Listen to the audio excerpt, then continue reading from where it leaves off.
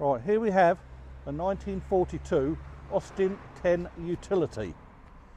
She came off the production line and was sent out to Malta with the army, where she served up until 1955. In 1955 she came back to England and became a civilian vehicle with the registration plate 537 MRV with the Buff logbook, and that stayed with it ever since. When I purchased this in 2007, it was a bit like IKEA furniture, flat pack, but rusty sheets of metal with big holes in. Let's have a look at the picture.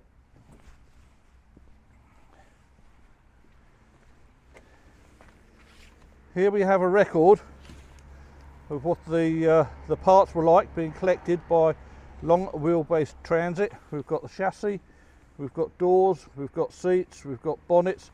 It was a job lot. You buy all or you buy nothing. It's a pile of bits. It's a pile of bits, or scrap, like Steptoe's scrapyard, my wife described it as. Heavens. I was assured that it was all there, and I was very trusting at the time. And the guy actually said if you can find a second chassis, there's probably enough bits to build two. Well, I bought it in 2007. I didn't get started until 2010 because I didn't know where to start. Somebody said they were going to take a week's holiday and give me a hand, and that's what I needed, a kickstart. 3 years later, we have what you see. It is now road legal. It goes down to Plymouth for Armed Forces Day, Lord Mayor's Day, and various other supportive roles with the services. Let's have a look at it then. Here it is. Look, it's a beauty, isn't it? It certainly is. It's very, very temperamental. It's very basic.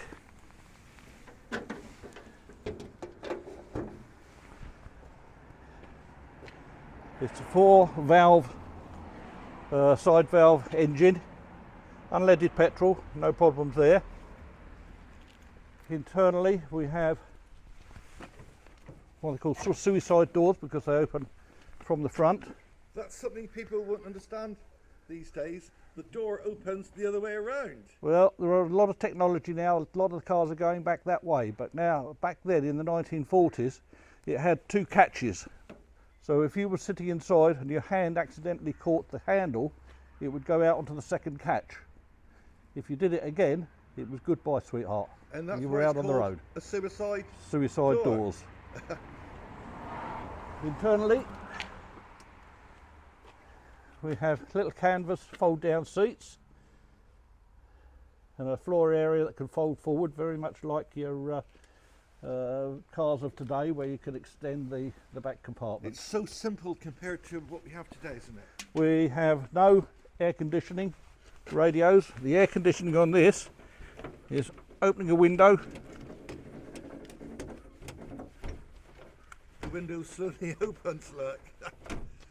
And what's the other vehicle over here? The other vehicle over here is everybody thinks because of the 4 rings on the front, it's an Audi. It's not. It's an Auto Union DKW. There were 4 companies that formed together to make a vehicle, and part of it's a 4-wheel drive. Part of the technology on this went towards the Volkswagen Quattro for the 4-wheel drive side of things, and what was left after that, a lot of the technology went to form the company AUDI, hence the 4 rings, because they decided to keep that. This is a 1963-1965 vehicle, German, used by the British Army on the Rhine. And the amazing thing about this, it's a 2-stroke engine.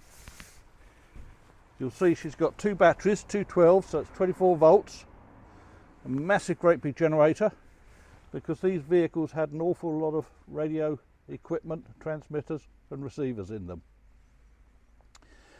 This one belongs to my son. It was in nowhere near a bad state as the Austin 10 utility, but he did strip it down, rebuilt the engine, put it back together again, and last year she became road legal. Thank you very much.